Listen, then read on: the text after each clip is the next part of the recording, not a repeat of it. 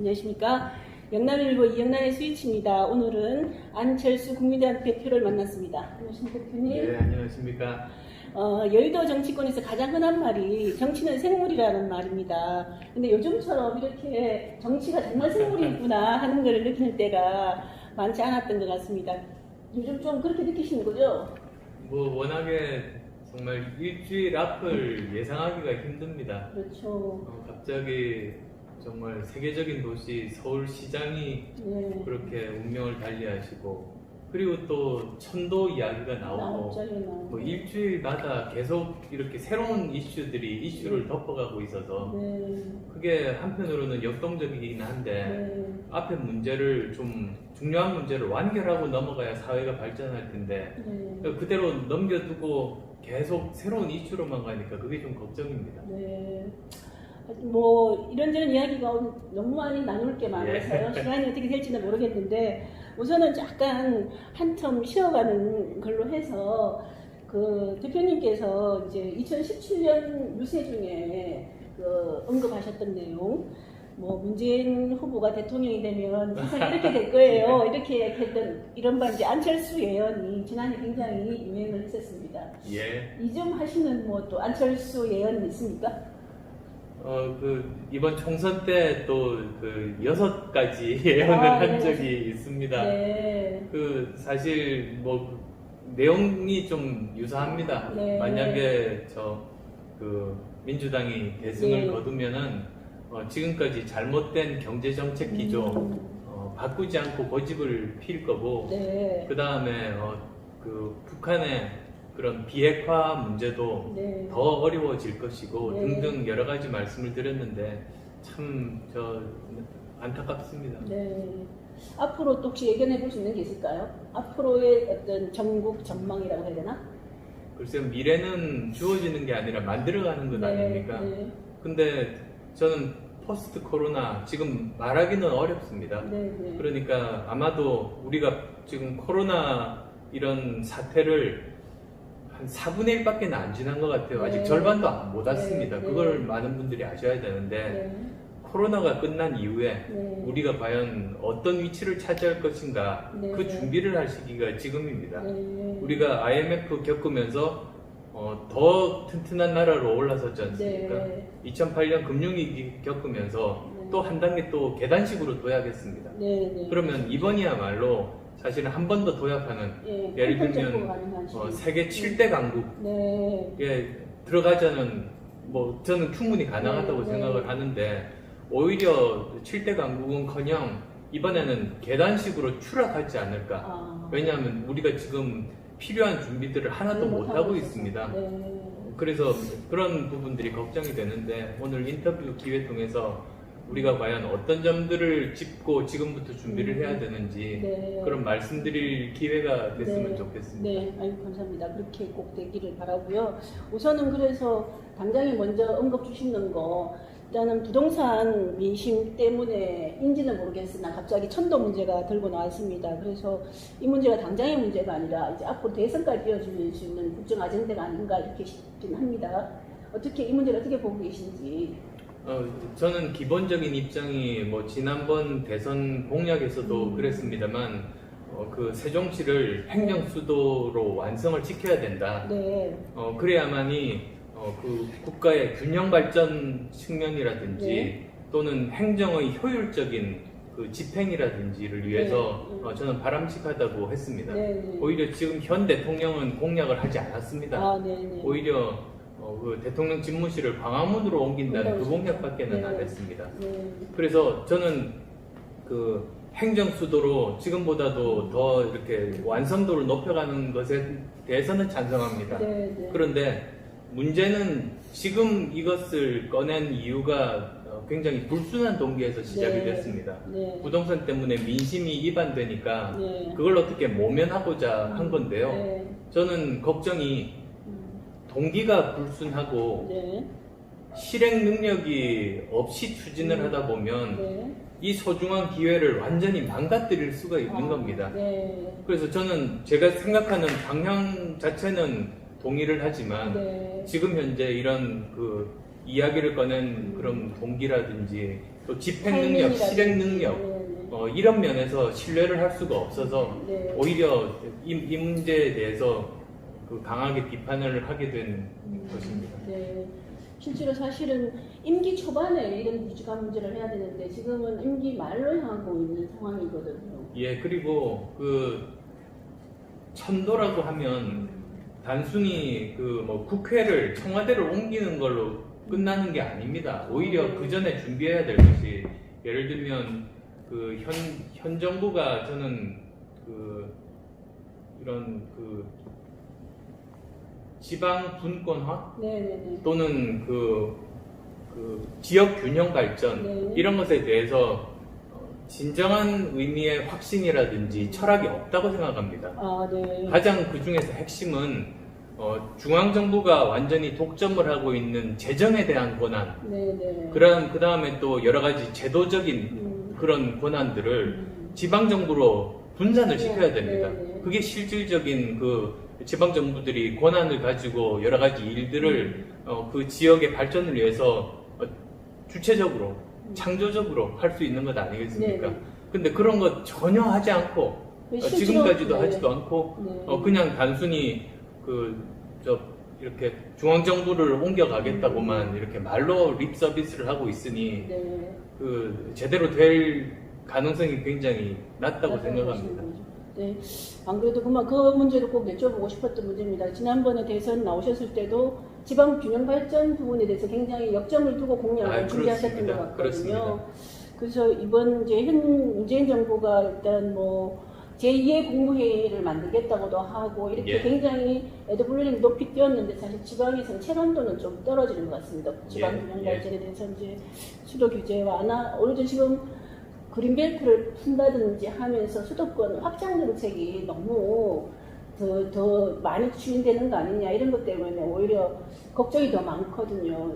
지금은 역설적으로 그 이제 지방 분권이라든지 그 국토 균형 발전에 정말로 좋은 기회입니다. 네. 왜 그러냐면 이제 지금 코로나 사태 와중에서 새롭게 등장한 키워드가 언택트 아닙니까? 네. 비대면 네. 문화나 업무 관행이나 네. 여러 가지 인프라들에 대한 투자들이 꼭 필요하게 되는데요. 네. 저는 이게 그 지역 균형 발전에 굉장히 좋은 기회라고 봅니다. 네. 지금 뭐 제가 어제도 그 대구에 가서 네. ICT 업체들과 간담회를 했습니다. 네. 근데 항상 그 지역에 있는 ICT 업체들은 인재들이 키워도 네. 서울로 빠져나간다. 네. 그리고 또 서울에 있는 좋은 인재들이 대구까지 오지 않는다. 이런 말씀들을 많이 하시는데요. 네. 저는 오히려 지금이 굉장히 좋은 기회인 것이 네. 재택근무가 정말로 가능한 회사가 된다면 네. 그러면 구태여 고향을 떠나서 멀리 갈 이유도 없는 것이고 네. 만약에 또 다른 뭐 자녀 교육이라든지 다른 이유로 수도권으로 가서 살고 싶어하는 사람도 거기에서 대구의 기업에 일을 그렇죠. 하고 지금 정식 직원으로 열심히 잘 일을 할 수가 있는 것이거든요. 네. 좋은 예가 지금 실리콘밸리입니다. 네. 지금 실리콘밸리가 계속 이렇게 집값이 오르기만 한 곳입니다. 네. 근데 이번 사태에 들어서 처음으로 월세가 거의 10% 이상 내리고 있습니다. 네. 굉장히 놀랄만한 일입니다. 네. 다들 재택근무가 재택근무니까, 가능해지다 네. 보니까 구태여 집값 비싸고 그리고 또 교통도 복잡하고 여러 가지 주거 여건도 좋지 않은 그런 환경보다는 네. 오히려 자기 마음에 맞는 곳으로 거기서 살면서 회사 일을 하는 실리콘밸리의 첨단 기업의 일들을 네. 열심히 하고 있는 겁니다. 세계적으로도 이렇게 뭐 에스토니아인가? 예, 그렇습니다. 거기에서 이제 뭐 이렇게 자기 나라에서 일을 하면 뭐 이렇게 이야기하더라고요. 해외 예, 유수비어. 그렇습니다. 네, 에스토니아도 제가 네. 책에도 사실은 네. 유럽에서 배운 점을 저 우리의 꿈인 미래를 만든다는 책에서도 제일 첫 번째 나라가 에스토니아로 제가 꼽았었는데요. 네.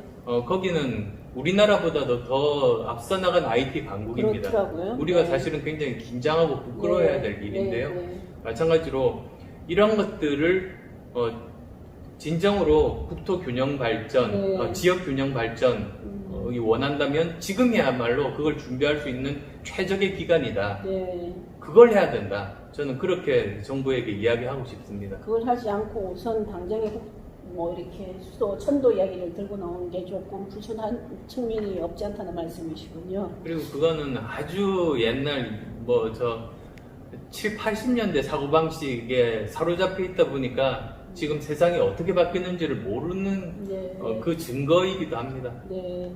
이거 말고 다른 쪽도 여러 가지 정책이 있을 텐데 저기 그 문재인 정부의 여러 가지 뭐 정책들이 실책으로 평가되는 것도 있고 그 중에 또 뭐 성과라고 할 수만한 것도 있을 수도 있을 텐데 혹시 성과라고 볼 만한 게 있을까요? 사실 지금 집권당이 그리고 네. 정부 여당이 네. 잘 해야 됩니다. 그래야지 국민들이 먹고 사는데 고통을 겪지 않을 수 있지 않습니까? 네, 네. 정치가 해야 되는 일이 그것이어서 네. 저도 이번 정부가 잘하기를 바랐습니다. 네. 그런데 경제 지금 아주 심각하게 망가져 있지 않습니까? 네. 코로나 때문에 망가진 게 아닙니다. 네, 이전에 코로나 전에 코로나 이전에 작년 성장률이 2% 정도였는데 네. 그 중에 1.5%가 세금으로 만든 겁니다. 그렇죠. 0.5% 정도밖에는 실제로 네. 성장을 못했던 이미 기저질환을 앓고 있는 상태에서 코로나가 온 거죠. 네. 대북 관계 저도 많이 기대했습니다. 네. 사실 가장 중요한 것이 뭐 통일 이전에 북한과 이렇게 긴장 관계, 전쟁의 위협 이런 게 없어야 되지 않습니까? 네. 그래서 그걸 중요시하는 그 정책에 우리가 가야 될 길이라고 저도 같이 동감을 하는데 결과적으로는 지금 북한은 계속 핵을 개발에 오히려 박차를 가하고 있고 네. 지금까지 보면 미국 대선 직전에는 그렇게 도발을 하지 않습니다. 네. 네. 항상 대선이 끝나고 나면 도발합니다. 네. 그래서 그동안에는 계속 개발을 진행을 하는 거죠. 네. 그래서 이런 점들이 굉장히 우려스럽습니다. 거기다가 사회는 사회대로 분열하고 갈등에 네. 휩싸여 있고 필요한 교육개혁 하지 않고 있고 네. 그리고 여러 가지 필요한 노동개혁이라든지 뭐 연금개혁이라든지 미래를 위해서 해야 될 숙제를 지금 하지 않으면 네. 그 몫은 모두 다 이제 다음 정권 또는 미래 세대가 짊어져야 되는 것 아닙니까? 네. 그런 것들이 굉장히 우려됩니다. 그리고 제가 이렇게 말씀드리는 이유는 지금 이번 정권 남은 2년간만이라도 네. 그런 일들을 좀 해주십사 부탁드리는 마음입니다. 사실 지금 이 정부에서 가장 중요한 핵심 과제로 이제 검찰 개혁을 내세우고 있고 거의 올인하다시피 하고 있거든요. 검찰 개혁 문제에 대해서는 어떻게 보고 계십니까? 저도 검찰 개혁 필요하다고 생각합니다. 네네. 항상 네. 예전부터 주장해 왔습니다. 네네. 그런데 지금 현 정권의 수사를 가로막는 것은 검찰 개혁이 아닙니다. 네. 현 정권에서 여러 가지 문제가 됐을 때 네. 이렇게까지 노골적으로 수사를 막으려고 했던 정권은 우리 민주화 이후로 없었습니다. 네. 그래서 그건 그대로 진행이 되어야 되고 대표적인 사건이 일단 이제 경남에서 있었던 경남지사 선거 이런 거죠. 선거 개입 사건. 뭐 그거 하나뿐이겠습니까? 울산시장 울산 선거도 시장. 있고 경남지사 지금 뭐 좀 드루킹 사건. 때문에 대법에 가 있고 뭐 말을 하자면 오히려 네. 시간이 모자랄 것 네. 같습니다만 그런 부분들 우리 편에는 적용하지 말고 상대편에만 적용하라 이런 네. 법이 어디 있습니까? 네. 이런 원칙이 어디 있습니까? 이런 정의가 어디 있습니까? 네. 그래서 그건 그것대로 하면서 필요한 너무 검찰에 과도하게 권력이 집중돼서 여러 가지 문제가 발생했으면 그거는 제도적으로 풀어야죠. 네, 한 사람을 찍어서 이 사람만 없으면 된다 이런 것이 아닙니다. 검찰의 개혁의 우리가 그동안 생각해왔던 거는 검찰이 정치적으로 영향을 받지 않고 제대로 그렇습니다. 수사를 할 수 있는 것도 중요한 보장돼야 될 권리가 아닌가 이렇게 보는 측면이 있습니다. 그래서 가장 핵심은 대통령의 인사권입니다. 네. 대통령이 이렇게 인사권을 가지고 있는 상태에서는 눈치 볼 수밖에 없지 않습니까? 네. 지금 뭐 윤석열 총장은 처음에 대통령이 임명을 하면서 네. 살아있는 권력도 눈치 보지 말고 수사하라. 네. 그렇게 명령을 내렸고 그 말대로 지금 실행하고 있는 것 아니겠습니까? 네.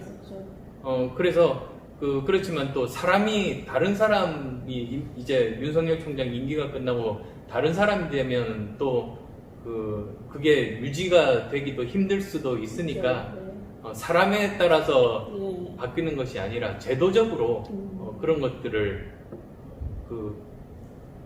가능성을 차단하는 것이 사실은 제대로 된 검찰 개혁인 것이죠. 검찰 개혁 문제도 있지만 지금 대법원의 판결에 대해서 이제 조금 이런저런 논란이 또 생기는 것 같아요. 법원 문제, 이런 법조 전반에 대해서 생각은 좀 어떠신지 듣고 싶습니다. 법원이 어떻게 보면 가장 최후의 보루가 되는 영역인데 거기까지 많은 사람들이 의심을 하기 시작한다면 이건 국가 전체가 흔들리는 중요한 사안입니다. 그리고 특히 이제 대법원의 판결 같으면 역사적으로 남는 것 아니겠습니까? 기준이 되는 판결이죠. 그리고 또 그 한 사람 한 사람의 의견들이 다 기록으로 남습니다. 그 대법관 분들은 그런 사실은 깊게 인식하고 저는 계시리라고 믿습니다. 최후의 보루이고 그렇지만 국민들의 여러 가지 의심이 높아져 간다면 그건 법원 스스로도 아주 심각하게 생각하고 한 번 더 점검하고 돌아봐야 될 때다. 그런 말씀 드리겠습니다. 대부분에 대해서 의구심을 갖는 국민들이 많이 늘고 있는데 대표님도 그 의구심이 어쩐지 타당성이 있어 보인다라고 보시는 거죠? 어떻습니까? 제 개인적인 의견을 말씀드리기 전에 많은 국민들이 의심을 갖기 시작했다면 그것이 대법원에서 결코 그냥 간과해서는 안 될 아주 중요한 부분이라는 걸 생각을 해주셨으면 합니다. 네, 알겠습니다. 한때 대표님도 더불어민주당에 이제 몸을 담으셨지 않습니까? 그래서 이제 진보 진영 또 소위 좌파 진영 쪽이 이제 속했던 적이 있었던 걸로 말씀드릴 수가 있는데 지금 이제 많은 이제 국민들 중에서 조국 이제 사태 또는 윤미향 의원 문제, 시민단체, 박원순 시장 문제, 오거돈 시장 문제 이런 사건을 겪으면서 유독 이제 도덕성이 왜 저렇게 많이 문제가 불거지냐라고 생각을 하고 있습니다. 그래서 내로남불인 이런 말도 많고 어떻게 생각하십니까? 왜 그 진보 진영에서 도덕성 문제가 이렇게 더 많이 불거지는 건지. 우선은 제가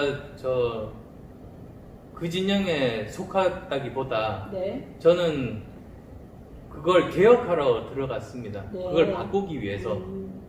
그런데 그 과정에서 제가 실체를 알게 됐습니다. 이건 바꿀 수가 없다, 불가능하다는 결론에 도달했습니다. 그래서 나와서 국민의당을 창당해서 지지난번 총선을 치렀던 이유가 바로 그겁니다. 그런데 도덕성의 문제였습니까? 아니면 더 많은 복합적인 문제를 보았다는 말씀이신 건가요? 한마디로 조폭문화라고 말씀드릴 수가 있겠습니다. 그냥 우리 편이 중요한 겁니다. 그러다 보니까 나머지 다른 잘못을 했다고 해도 우리 편은 괜찮은 거죠. 상대방의 잘못된 점뿐만 아니라 상대방의 옳은 점까지도 잘못된 것으로 왜곡을 시키고 이런 마인드들. 그리고 또 더 나아가서 같이 고생했으니까 챙겨줘야지. 그래서 마치 국민 세금을 자기 돈처럼 그 사람들 먹여 살리는데 쓰는 마인드들. 이런 것들이 팽배해 있습니다, 완전히. 많이 이제 목격을 하셨군요. 저는 그걸 진실을 알고 있었기 때문에 나와서 국민의당을 창당한 겁니다.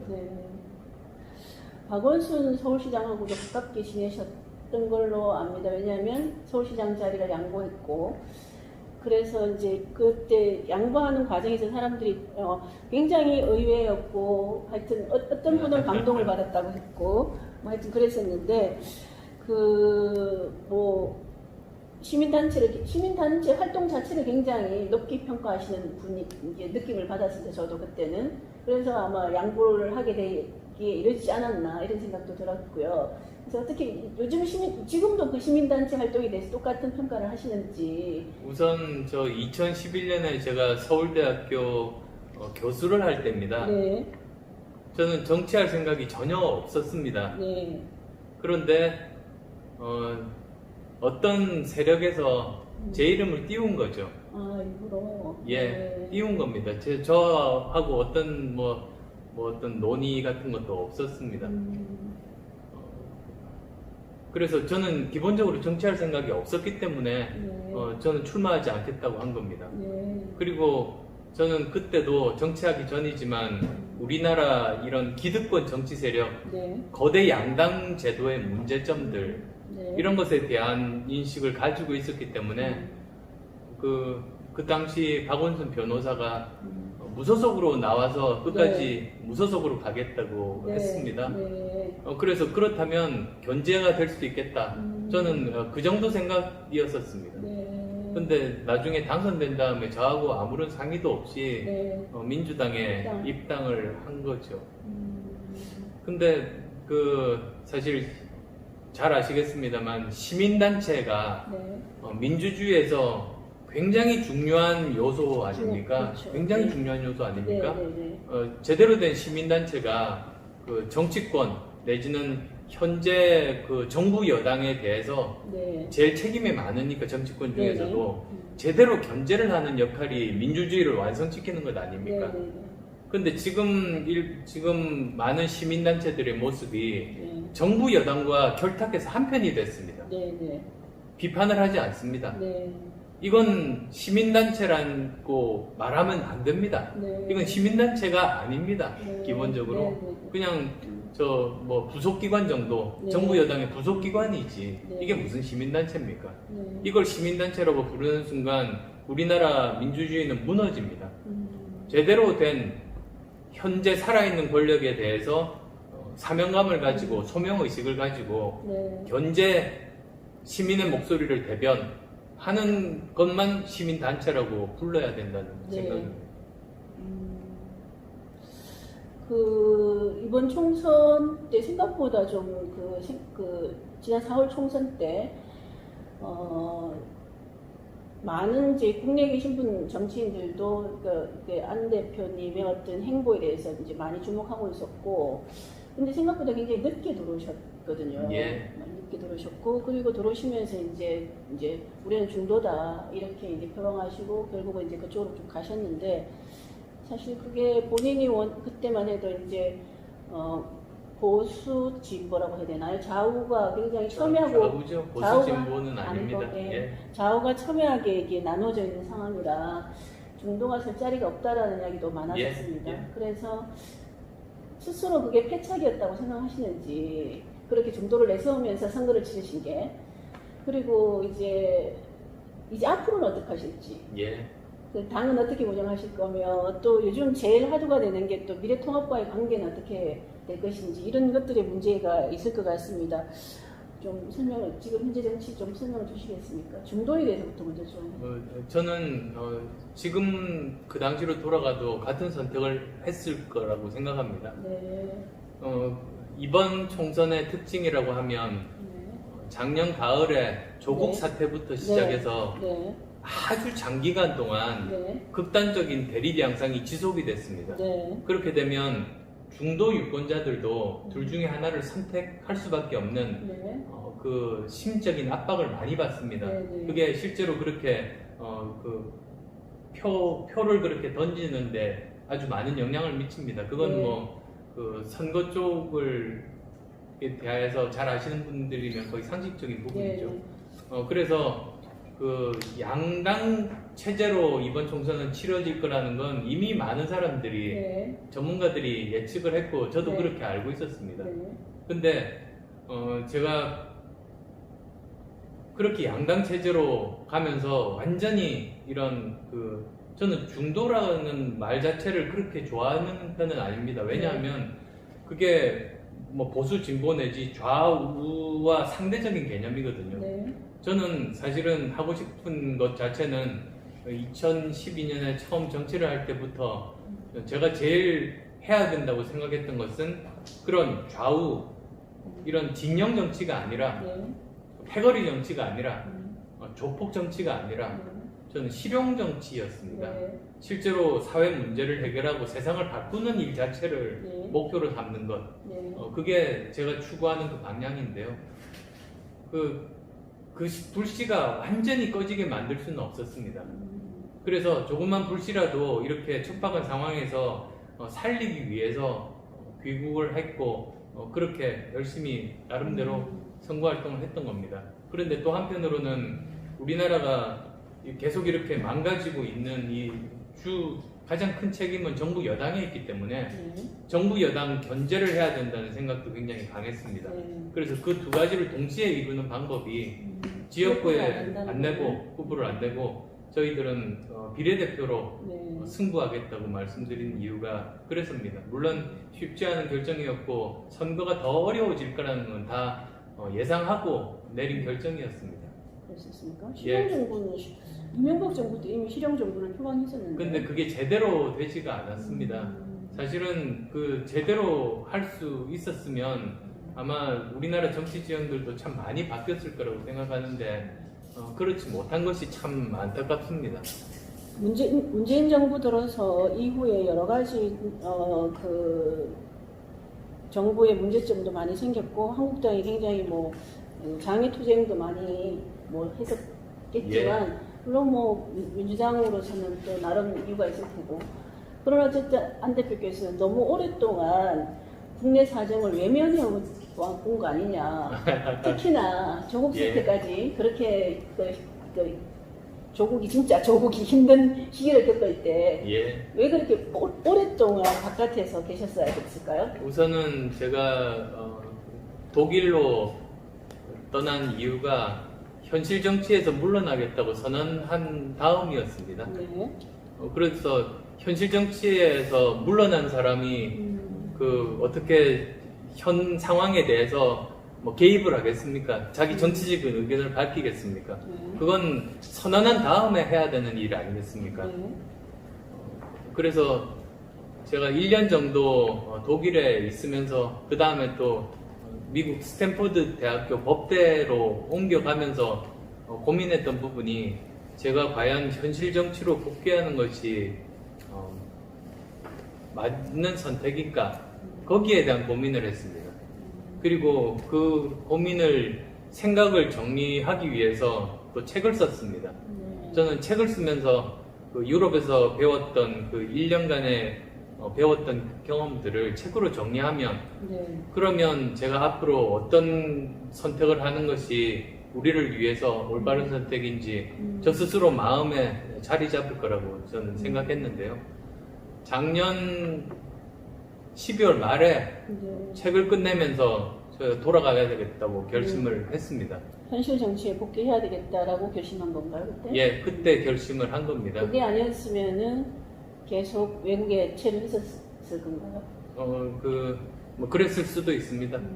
현실 정치를 계속 해야 되는 거에 대한 근본적인 저 나름대로 질문을 던지고 거기에 답을 찾는 과정이었습니다. 그게 아니었는데 도중에 어떤 한국에서 정치적인 상황에 대해서 제가 정치적인 의견을 내는 거는 맞지가 않지 않습니까? 복귀 선언을 하고 하려면 했어야죠. 근데 제 결론이 그때 났는데 그때 결론은 우린 유럽에서 또는 미국에서 보면 거의 한 나라도 빠지지 않고 미래를 위해서 서로 앞서거니 뒤서거니 자기가 잘하는 분야 경쟁을 하는 모습들이 너무나 부러웠습니다. 근데 그때 보면 우리나라는 미래에 대한 고민, 뭐 먹고 살 건지에 대한 고민은 전혀 없이 과거만 가지고 붙들고 싸우고 있었거든요. 이대로 가면 안 되겠다, 망가지겠다. 적폐청산이 규정됐으니까 제일 규정 과제가 적폐청산. 근데 요즘은 적폐청산 이야기 안 하죠. 본인들이 적폐가 돼서. 근데 그래서 요즘 적폐청산이란 말하면은 자기들한테 칼이 들어올까봐 안 하는 거라고 저는 생각하는데요. 근데 어쨌든 그때 그래서 정말 저는 없어져도 좋으니 이 말을 해야겠다. 우리가 미래를 향해 나아가야 되겠다는 그 말을 하러 제가 귀국하게 된 겁니다. 그래서 지금 당 운영은 미래를 향해서 나가는 운영을 하고 계신가요? 지금 야권들이 다 어렵지 않습니까? 그래서 아까 미래통합당과의 관계도 네. 지금 뭐 질문을 하셨습니다만 네. 지금 야권에게는 절대적으로 필요한 게 국민들로부터 다시 관심을 받고 네. 그리고 또 그 신뢰를 회복하고 네. 저변을 넓히는 일 아니겠습니까? 네. 그렇죠. 근데 지금은 너무나 혐오스러워서 쳐다보지를 않고 있습니다. 네. 특히 미래통합당에 대해서 많은 사람들이 그렇습니다. 지금 미래통합당 지지자분들은 받아들이고 싶지 않으시겠지만 네. 국민 대다수가 그렇게 생각하면 그걸 고치는 노력을 하는 것이 네. 제대로 된 대중정당의 모습 아닙니까? 네. 그래서 저는 지금 저희를 포함한 야권에 속해 있는 정당들이 해야 될 일이 세 가지라고 생각합니다. 네. 우선은 첫 번째는 실제로 국민들의 삶을 혁신적으로 바꿀 의제와 해법들을 내놓는 겁니다. 네. 과거 붙들고 막 이렇게 싸우는 것이 아니라. 네. 그 다음 또 두 번째로는 그 공정과 도덕 면에서 사실은 스스로를 고치고 모범을 보이면서 지금 정부 여당보다 우위에 서는 게 시급합니다. 네. 그 다음 또 세 번째로는 이런 것들을 열심히 국민과 소통을 해야 되는데요. 네. 그걸 무슨 막말로 소통하는 것이 아니고 네. 나름대로 정말 품격을 지키면서 네. 제대로 소통하는 것. 저는 이 세 가지가 핵심이라고 보고 있습니다. 네. 그건 뭐 미래통합당 그리고 저희도 그렇게 하려고 노력을 하고 있고요. 네. 그리고 당이 두 개면 저는 좋은 점들이 많다고 생각합니다. 한 당에서 아무리 열심히 떠들어봤자 이미 굉장히 이미지가 실추된 상황에서는 네. 국민들이 다시 한 번 더 고개를 돌리기까지는 시간이 많이 걸립니다. 네. 근데 오히려 이런 두 당이 저희가 뭐 규모는 사람 인적인 구성은 작을지는 몰라도 네. 저희가 내는 담론의 크기는 작지 않습니다. 네. 그래서 앞서거니 뒤서거니 하면서 경쟁하는 모습을 보면 국민들이 훨씬 더 빨리 이렇게 고개를 우선 관심을 보여줄 것이다. 관심을 얻는 것 자체가 중요합니다. 네. 관심을 얻어야 그 다음에 신뢰를 쌓을 수 있는 기회가 있을 수 네. 있거든요. 네. 저희들이 하는 역할은 그 역할이라고 생각해서 지금 최선을 다해서 하고 있고요. 그리고 포스트 코로나를 대비해서 지금 해야 되는 수많은 일들, 네. 이런 일들에 대해서 사실 어제도 7가지 토론회도. 이야기는 했습니다만 네. 하나씩 다시 제대로 된 담론들 만들어서 국민들께 설명드릴 겁니다. 당분간은 이제 미래통합당과의 뭐 통합이라든가 이런 것들에 대해서는 합당이라든지 이런 걸 생각하지 않으시고 계시다는 것으로 받아들여도 됩니까? 야권 저는 가능성 없습니다. 네. 야권이 살아날 길을 저는 찾는 겁니다. 네. 제대로 정부에 견제를 하는 게 중요하지 않습니까? 네. 국민의 삶을 획기적으로 바꿀 수 있는 방안을 내놔야 된다고 말씀 주셨는데 대표님이 생각하시는 건 뭡니까? 가장 큰 것 중에 하나가 제일 1번은 사실은 지금 아직도 4분의 1 정도밖에 안 지났다고 했는데요. 네. 이 코로나 사태가 종식될 때까지 어떻게 관리를 하는가, 네. 그리고 빨리 종식시키려면 무엇을 준비해야 하는가, 네. 이런 것들에 대한 겁니다. 그것도 다 세부적인 사항들은 있는데요. 그 다음 또 두 번째로는 우리 산업 구조를 개혁하는 겁니다. 네. 경제 구조를. 네. 지금 보면은 여러 가지로 문제가 많은 것이 고용 없는 성장이라든지 또는 중소기업이 중견기업으로 성장하고 대기업으로 성장하는 그 길이 차단되어 있는 이런 환경이라든지 네. 이런 것들이 굉장히 많이 필요하거든요. 네. 고치는 것이 개혁이. 네. 그래서 그 개혁을 해야 되는 것. 그 다음에 또 뭐 연관된 것이긴 하지만 여러 가지 규제 문제. 네. 규제 그전 여러 정권에서 규제 개혁해야 된다고 했는데 계속 안 되지 않습니까? 네. 지금? 그런데 공무원 수는 더 늘린다고 하거든요. 네. 그러면 보나 안 보나 뻔합니다. 규제 더 많아집니다. 네. 이번 정부에서 규제 개혁 못 할 겁니다. 네. 큰 정부가 되어서 그렇죠? 그리고 예, 그러다 보면 제대로 우리가 산업구조 발전도 못하게 됩니다. 경제 발전 못하게 됩니다. 그래서 이런 문제들, 그 다음 또 네 번째로는 새로운 산업 동력이 생겼을 때 이걸 정부에서 어떤 식으로 풀어나갈 것인가. 좋은 예가 타다 같은 예인데요. 사실 그런 새로운 어떤 산업 분야가 생기면 정부에서는 그걸 부분적으로나마 조금씩 문을 열어주는 역할을 해야 됩니다. 근데 동시에 그것 때문에 기존의 업계가 피해를 입지 않습니까? 택시기사분들. 그러면 그분들을 설득하고 그분들의 사회적인 안전망들을 만들어주면서 미래를 열어나가는 일을 해야 되죠. 사실 욕을 먹어야죠.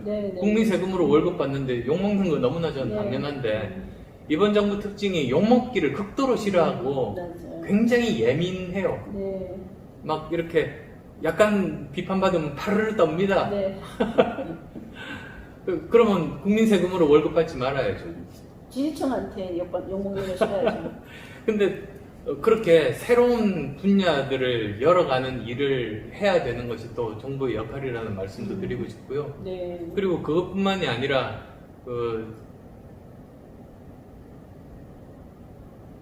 인공지능 시대, 인공지능 관련되거나 또는 데이터 산업 관련돼서도 해야 될 부분들이 많은데 완전히 방향감을 못 잡고 있습니다. 예를 들면 지금은 데이터가 더 중요한 시대거든요. 데이터가 좋은 데이터가 있어야 인공지능도 역할을 할 거니까. 근데 그 핵심은 정부 데이터입니다. 미국도 오바마 때 얼마나 열심히 노력해서 그 정부 데이터들을 공개를 많이 했는지 모릅니다. 근데 지금도 부족하다고 계속 하거든요. 국가 안보와 직결되는 사안만 아니면.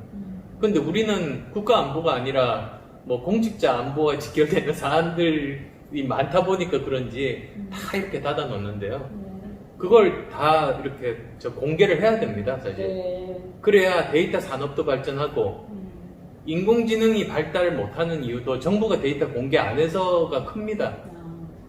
그런 일을 먼저 해야 되는 건데 지금 안 하고 있거든요. 그래서 지금이 그거 할 때인데 도대체 그런 생각을 가진 사람을 제가 눈을 씻고 봐도 찾아볼 수가 없어요. 정부도 그렇고 정치권도 그렇고 뭐 이런 부분들. 그래서 할 일이 제가 보기에 산더미 같아요. 국회에서 논의할 것도 산더미 같고 인공지능 같은 경우도 중요하다고 하잖아요. 실제로 4차 산업혁명의 가장 중심인데 우리나라는 중국에 뒤처진 지 이미 3년이 지났습니다. 그리고 앞으로 따라잡을 가능성이 거의 제로에 가깝습니다. 근데도 얼마 전에 중국의 바이두라는 회사에서 3년 내로 10만 명 인공지능 엔지니어를 양성한다고 했어요. 우리나라 450명입니다. 그렇다더라고. 서울대 전자공학과도 그렇게 있는 거죠. 그리고 또 정원이 작더라고. 우리나라가 지금 인력 양성에 AI 인력 양성에 투입하는 국가 예산이 1,000억이거든요. 얼마 전에 MIT에서 AI 대학원 세운다고 10조 원 쓰겠답니다. 그러면 이게 도대체 뭡니까? 그러니까 말로만 인공지능 중요하다고 하고 실제로 그런 정부 재정 지원이라든지 인력 양성에 대한 것은 사람이 진심은 행동에서 나오거든요. 그러니까 인공지능이 뭔지 모르는 거예요, 이 사람들이. 얼마나 중요한지. 그래서 이런 문제 저는 국회에서 해야 되고 정부에서 해야 되는 게 지금 포스트 코로나 대비를 코로나 끝나고 나서 하는 게 아니고 지금 해야 될 일이 산더미 같이 제 눈에 너무나 많이 보이는데 제가 말씀드린 것 중에 사실은 한 개도 제대로 진행되지 않습니다. 우려스럽네. 그런 측면에서 보면 서울시장 이제 자리가 유고가 생겼니 서울시장 선거가 지금 최고의 초미의 관심사가 되고 있습니다. 뭐 어디 언론에 통해서 제가 본 것도 하긴 한데 그래도 서울시장 어쨌든 통합당에서 이렇게 약간 이런 콜도 은근히 오고 있지 않습니까?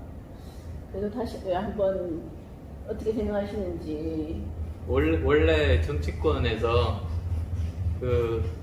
언론에게만 이렇게 이야기를 주고받는 형태는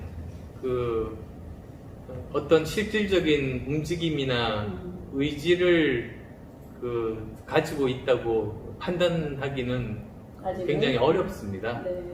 뭐 그건데 사실은 더 근본적으로는 이번 불행한 서울시 이 사태들을 보면 진실 규명이 필요하지 않습니까?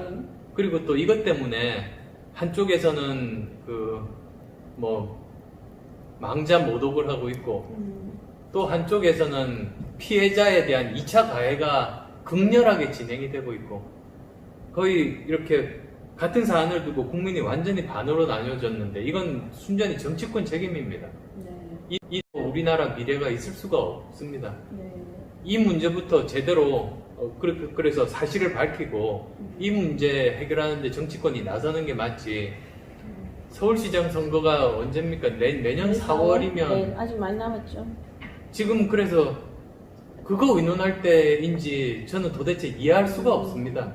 이런 것들이 우리나라를 앞으로 나가지 못하게 만드는 그런 것 아닌가 싶습니다. 네. 지금 제가 말씀드린 것들 AI부터 해서 어마어마한 과제들이 지금 놓여져 있는데 네. 기껏 무슨 대부분 국민들은 그렇게 생각할 겁니다. 누가 돼도 세상은 안 달라져. 이걸 야권에서 시장이 되든 여권에서 시장이 되든 무슨 차이가 있겠어. 이렇게 냉소적으로 보는 게 일반 국민들의 시각입니다. 여의도에서만 모르고 있죠. 처음 출발할 때 안철수 하면 정치 신인이라는 이야기가 딱지가 그냥 귀에 못이 박힐 대로 들으셨을 텐데 이제는 거의 정치 10단 정도의 정치를 읽어내시는 듯한데요. 정치가 그러니까 벌써 한 정치 10단 정도 되시나 정치 구력이 과찬이십니다. 정치 이야기 좀 많이 해서 이제 좀 더 개인적으로 좀 예. 여쭤보고 싶으면 여러 가지 직업을 가지신 거잖아요, 지금. 예. 의사도 하셨고, 또 이번에 의사로 이제 대구에 또 내려가셨지만, CEO도 하셔서 성공하셨고, 이제 정치 입문 하셨는데, 제가 보기엔 그 중에서 정치인으로서는 아직까지 성공했다고는 할 수가 없는 것 같습니다. 어쨌든. 현재 진행형이죠. 현재 진행이죠. 그러니까, 자기 본성하고 이렇게 한번 이렇게 들여다보시면, 예. 어떤 직업이 제일 잘 맞으십니까? 제 기본적인 정체성은 의사입니다. 네. 18살에 대학에 들어가서, 의과대학에 들어가서, 네. 33살에 군의관 마치고, 안랩을 창업하면서 의사를 그만뒀으니까, 네. 10대 후반에서 30대 초반까지 저는 의사로서, 네. 의사의 정체성을 가지고 살았는데, 네. 사람들이 그 시기가 평생 가는 네. 정체성을 가지는 시기 아니겠습니까? 네. 그래서 저도 기본적인 정체성은 의사입니다. 근데 의사라는 정체성은 제일 중요한 게 두 가지입니다. 네. 하나는 직접적으로 다른 사람을 도와주는 봉사라는 인식이 네. 굉장히 중요합니다. 네. 다른 사람들을 도와주고 싶어 하지 않는 사람은 네. 의사를 잘하기도 힘들거든요. 네. 그 다음 두 번째로는 문제 해결입니다. 네. 환자분들이 여러 가지 병에 걸려서 오지만 처음엔 무슨 병인지 모르거든요. 네. 증상만 있습니다. 네. 그걸 원인을 밝혀내고 치료 방법을 찾아서 제대로 환자를 낫게 하는 게 전부 문제 해결 과정의 연속이거든요. 네. 그래서 그 정체성인데요. 근데 그러다 보니까 제가 V3 백신을 개발할 때도 네. 그 두 가지 정체성이 그대로 있었습니다. 사실은 네. 하는 일은 다른데 이런 사회 봉사 그리고 또 문제 해결이었었고요. 회사를 창업하고 벤처기업 경영하면서 회사를 키우는 것도 여전히 마찬가지로 그 두 가지 정체성 가지고 했습니다. 네. 그리고 대학 교수로 옮겨간 것도 학생들 도와주고 벤처기업들 도와주는 네. 그 봉사와 문제 해결의 정체성을 가지고 저는 교수로서 열심히 살았고 정치인도 마찬가지입니다. 네. 어떻게 보면 지금까지 제가 공부로 한 것이 아니고 실제로 현장에서 제가 일해본 경험을 가지고 있는 게 의학 분야, IT 기술 분야, 그리고 그 벤처 경영 분야, 그 다음에 대학 교수로서 교육 현장, 그 다음에 저 나름대로 지금 아직 현재 진행형이지만 그래도 우리나라 정치 역사상 직접 창당해서 거의 40명 가까운 40명 이상 정도 국회의원을 당선시킨 거는 삼김하고 네. 저밖에 없거든요. 네. 그래서 저는 지금까지도 저 나름대로 그런 것들을 증명해 나갔다고 저는 생각합니다. 네. 그 어려운 상황에서 추진력, 돌파력, 실행력, 저는 사실은 네. 어떤 분들은 그 실행 능력이 부족하다고 말씀하시는 분들도 있는데요. 네. 그게 다 잘못된 이미지 공작에서 나왔습니다. 실제로 팩트를 보면 그렇지가 않은데, 네. 뭐 근데 어쨌든 그런 것 가지고 지금까지도 하고 있기 때문에 여러 가지 그 제가 직접 하고 있는 일 자체는 다른 분야지만 네. 그 본질은 똑같다는 말씀 드리고 싶습니다. 본질은 다 똑같고 자기가 가장 재밌게 일하는 거는 뭡니까? 저는 그 순간에 하는 일입니다. 저한테는. 아, 그래요? 저야말로 덕업일치의 삶을 살고 있습니다. 네. 따님은 어떤 삶을 사시기를 바랍니까? 지금 그 박사학위 받고 지금은 포닥하고 있습니다. 네. 그러니까 박사 후 연구원으로. 네. 그래서 대학에서 학생들 가르치는 교수 하는 게 아이의 꿈이어서요. 아, 열심히 그래요? 지금 논문 쓰고 있습니다. 그래서 그 길로 갈 수 있으면 좋겠습니다. 저처럼 여러 분야를 안 하면 좋겠습니다. 사실은. 왜 그러냐면 저 나름대로 다 보람 있는 일들이었고 네. 항상 끝장 보고 사실은 네. 그 다음 직업으로 옮기긴 했지만 그게 보통 힘든 일이 아닙니다. 뭐 예를 들면 30 초반에 의사 그만두고 IT 분야 창업을 했지 않습니까? 네. 이렇게 나이가 어느 정도 들고 직업을 바꾸면 네. 그 전에 제가 가지고 있던 경험이나 지식 네. 또 이렇게 인맥들이 하나도 소용이 없어집니다. 처음부터 밑바닥에서 새롭게 경험을 쌓고 그리고 새롭게 사람들을 사귀어야 혼자서 일할 수 없지 않습니까? 그 업계에서 사람들을 사귀어야지 그 일들을 할 수가 있는 거거든요.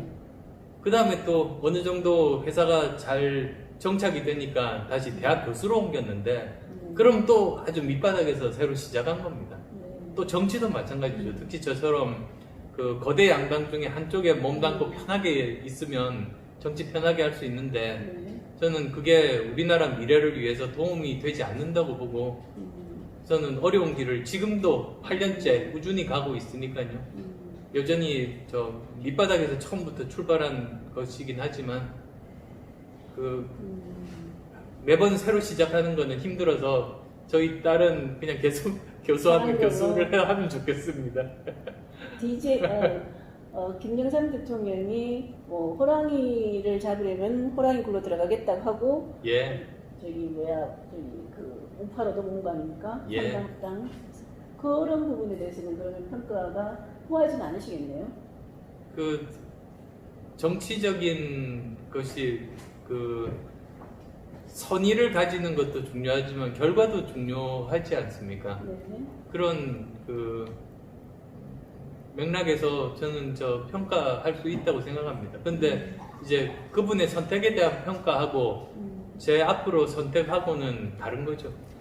이제 안철수 현상이라고 이제 국민들이 열광했을 시기가 있었고, 그리고 이제 새정치를 통해서 이제 국민의당을 성공시킨 그런 경험이 있으신데, 예. 그거가 결국은 이제 꾸준히 잘 이어져서 성공으로 예, 가야 되는데, 이제 민주당을 확당하고 하는 과정에서 좋지 못한 결과가 나온 거로 볼 수가 있는 거죠. 지난번 지지난 총선 때 국민의당이 성공한 다음에 네. 그 직후에 이제 통합. 그 당시 청와대에서 네. 리베이트 조작을 해서 정당 탄압을 받았습니다. 네. 지금은 다 밝혀졌지만 실체가 없는 리베이트를 받았다고 해서 네. 제가 책임지고 대표를 그만두면서 당이 제대로 서지를 못했습니다. 그래서 어떻게 보면 지난 8년간 그 계속 탄압받은 역사죠. 2012년 처음 대선에서 그 국정원 댓글 공작 제1의 타겟이 저였고요. 이미 다 나와 있죠. 네네네. 그 당시 문재인 후보가 아니고. 네네. 그 다음에 그 지지난 총선 2016년 총선 때 겨우 국민의당 38석으로 이렇게 제3당으로 네. 잘 출발했는데 네. 리베이트 조작을 해서 그 정권으로부터 직접적인 탄압을 받았고요. 그 다음에 또 바로 지난 대선 2017년 대선에서는 드루킹으로 뭐 세계 민주주의 역사상 전무후무한 여론 조작을 당했죠. 그래서 지금까지 사실은 국민들께서 저를 살려주신 거라고 저는 생각합니다. 지난 바로 올해 4월 총선도 마찬가지고, 그래서 저도 굉장히 감사하고 빚진 마음이 굉장히 많습니다. 일단 정치 초년에서 이제 정치 10단까지 되셨다라고 말씀드린 건데, 혹시 정치 역정을 해고해서 다시 돌아가면 바르게 선택하고 싶은 그런 순간이 어떤 걸까요? 경험들을 해서 예를 들면 그 민주당에 그때는 들어간 건 아닙니다. 합당했었죠. 김한길 예, 대표랑 그래서 공동 대표를 했던 경험 때문에 네. 그 세력의 본질을 제대로 알게 됐습니다. 네. 그리고 한국 정치에서의 문제점도 제대로 인식하게 됐죠. 네. 그래서 그게 다 보면 그냥 완전히 아무것도 얻지 못한 그런 선택은 없었습니다.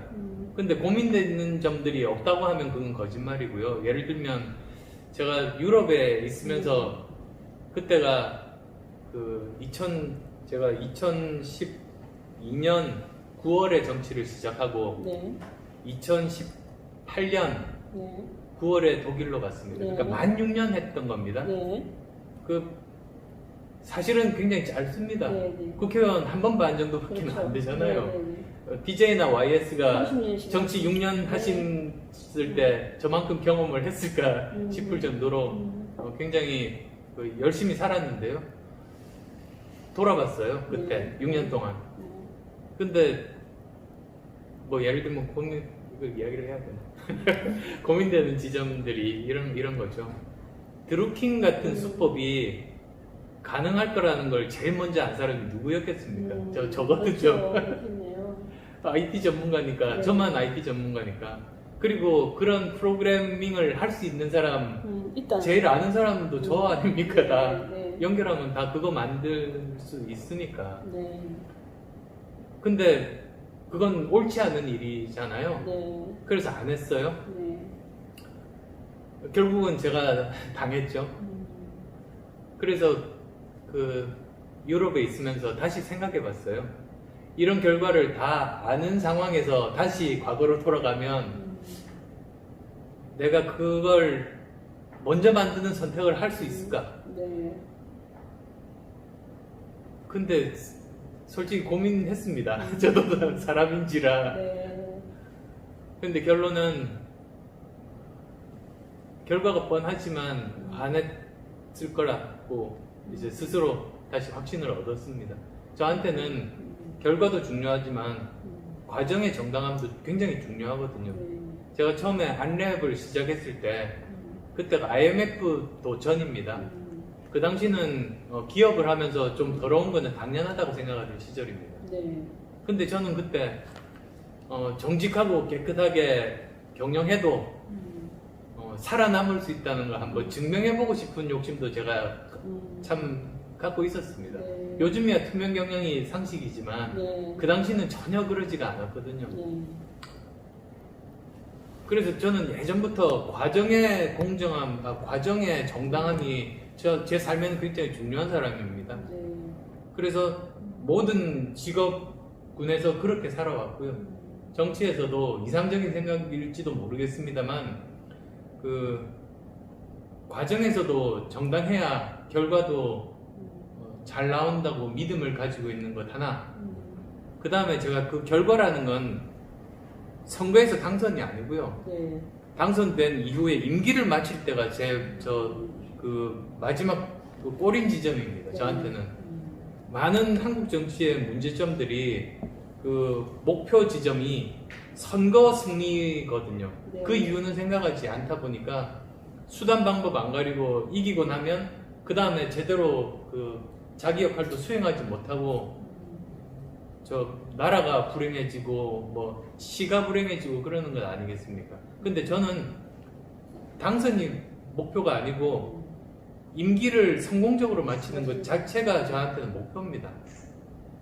거기 그 문재인 후보한테 후보 자리를 그때도 양보를 두 번째 이제 이른바 양보를 하셨는데 왜 그러셨습니까?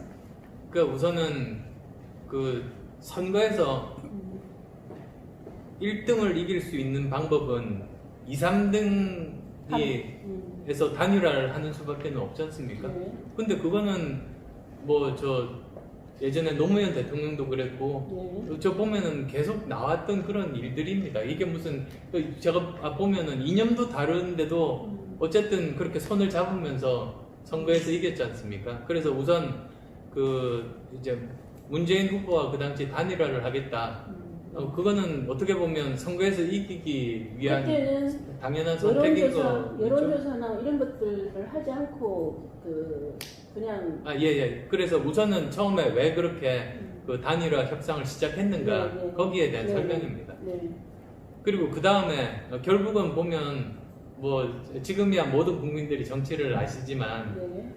그 경쟁력 있는 사람이 단일 후보가 되는 거는 관심이 없는 세력이에요. 자기들이 안 되면 판을 깨는 게 낫다고 생각하는 사람들이죠, 그 사람들은. 근데 그 당시에 저는 정치를 한 지 두세 달밖에 안 된 사람입니다. 네. 근데 그때 제가 뭐라고 했냐면 대국민 약속을 했어요. 제 모든 것을 걸고 단일화를 이루겠다고 네. 대국민 약속을 했습니다. 그리고 저는 그래야지만 승리할 수 있다고 생각했거든요. 네. 아니면 뭐 뻔하게 지는 길로 가는 수밖에 없으니까. 그랬는데 결국은 이게 협상이 제대로 될 리가 없죠, 사실 보면. 뭐 자기들 위주로만 고집을 피니까. 그래서 국민과 약속을 지키는 것이 저는 맞다고 생각했어요. 정치를 한 지 두세 달 만에 뭐 이런 사정 때문에 못 지키겠다고 양해 구하고 그냥 뭐 없던 일처럼 하고, 저는 그거는 기존의 정치를 그대로 닮아가는 것이다. 오로지 그 이유밖에 없으셨다. 그럼요. 그리고 그 이후에 제가 정치권에서 8년 동안 살아온 역정을 보시면 그게 진실이라는 건 아실 겁니다.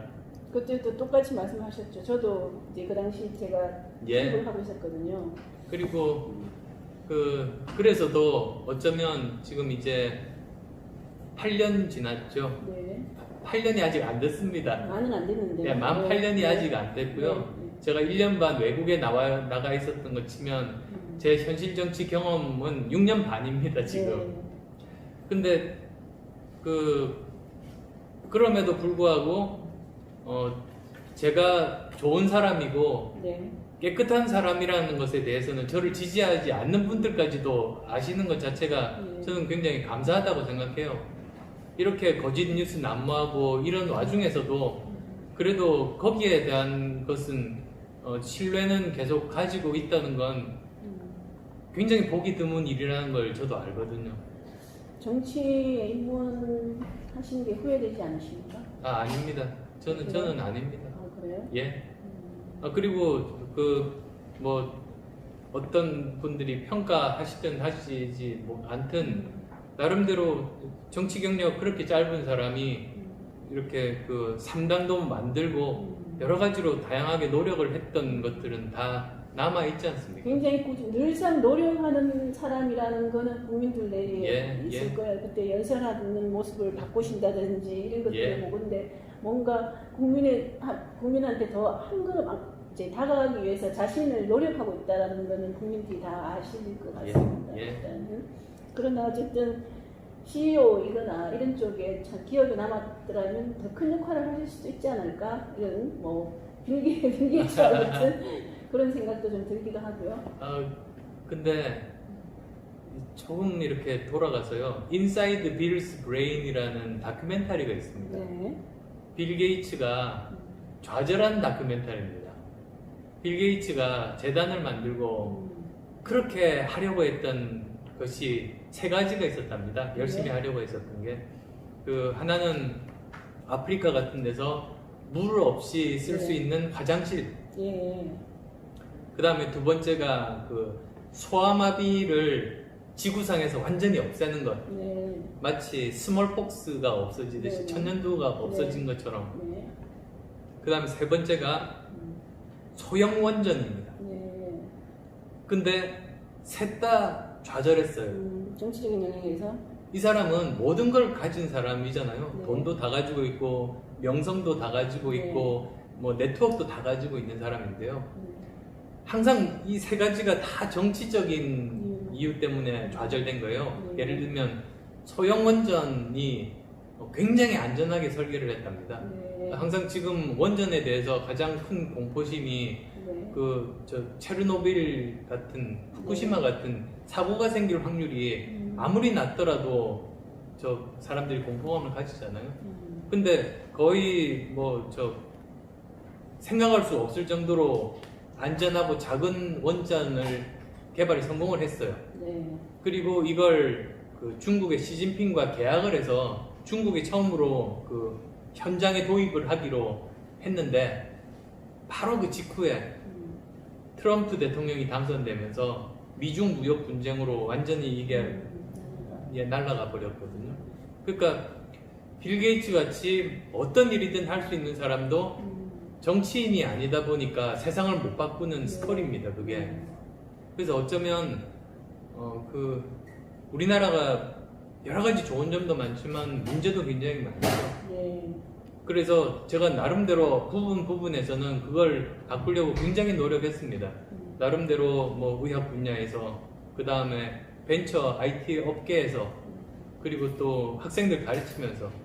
그렇지만 근본적인 것들을 제대로 바꿀 수 있는 것은 정치라고 생각해서 지금 제 개인적인 안락한 삶이 아니고 그걸 바꾸겠다는 일념하에 제 의사로서의 정체성, 공익과 그리고 문제 해결이라는 그 정체성으로 지금도 여기에 처음 있습니다. 정치를 입문하실 때는 누가 권유를 하셨습니까? 본인 스스로도 스스로- 이제는 스스로 그 호랑이 등에 올라타야 될 타이밍이다 이렇게 판단하셨나요? 아니면 그 처음에는 저 거부했죠. 제가 처음에 그래서 서울시장권 때 저하고 어떤 뭐 논의도 없이 제 이름이 그냥 등장을 하게 되고, 네. 그래서 그 이후로도 거의 한 1년간 여러 가지 이야기가 나오고, 뭐 여론조사에서, 대선 여론조사에서 그 당시 네. 박근혜 후보와 경합하는 것도 네. 나오고, 참 후회가 되는 게 그때는 제가 이름을 빼달라고 요구할 수 있는지를 잘 몰랐어요. 네. 지금 알았으면 그때 빼달라고 그랬을 텐데. 근데 1년이 지나도 그 열망이 식지를 않는 겁니다, 사실. 네. 저는 정치할 생각이 없었는데. 네. 그래서 본격적으로 고민하게 됐죠. 그래서 그렇다면 그런 가장 큰 의미의 사회에 대한 봉사이고, 그리고 또 문제들을, 우리 사회가 가지고 있는 여러 가지 문제들을 제가 가지고 있던 여러 분야의 경험을 직접 적용해서 문제를 그러면 해결해 보겠다, 결심을 하고 정치를 시작한 거죠. 그게 이제 8년 다 돼 갑니다. 그렇게 정치를 시작하셨는데 이제 어떤 정치인으로 끝에 기억에 남고 싶습니까? 국민들한테 어떤 정치인으로 비춰지기를 바라십니까? 그 소신을 지키고, 그 당장 정치적으로 손해가 나는 상황에서도 진실을 말했던 사람. 그리고 진정한 새 시대의 맏형.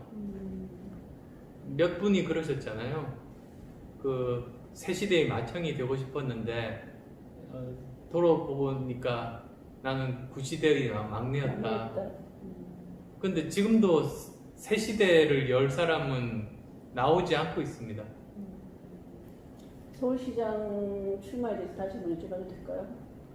제가 그건 여러 번 벌써 이야기를 한 바입니다. 아직까지는 시간이 남아있다고 보시는 거죠? 지금 정치권에서 우선적으로 해야 될 일이 선거가 아니라는 네. 말씀이 기본적인 거고, 네. 그 다음에 두 번째로는 선거에 대해서 말씀드리자면 저는 생각해 본 적도 없고 네. 앞으로 계획도 없다는 말씀드립니다. 계획도 없다는 말씀 예. 어떻게 보시죠? 왜냐하면 국민의당도 선거를 예를 들면 그러니까 당이라는 것은 결국 예. 선거를 치르지 않고서는 선거로 그럼요. 유지하는 곳이기 때문에 저희도 참여해야죠. 네. 예, 근데 당에 저 말고도 좋은 분 많습니다. 대구 경북에서 이제 봉사활동 하시는 거를 보면서 대구 시민 경북 도민들이 굉장히 감명받은 분이 많습니다. 예. 어쨌든 마지막으로 여쭙고 싶은 게 대구 경북 시도민께 혹시 보내고 싶은 말씀이 있으신지 좀 그 당시 생활을 조금 회고하시면서 말씀해 주십시오. 제가 대구로 간 게 3월 1일 날 새벽입니다. 네. 그때가 지금까지 사상 최대의 확진자가 이렇게 보고됐던 바로 또 그날이었습니다. 도시 전체가 공포에 휩싸였고 네. 아예 저 도시 자체가 적막했습니다. 네. 차도 다니지 그렇죠. 않고 행인도 없고 특히 병원 주변으로는 그 지나다니는 분들도 전혀 없었습니다.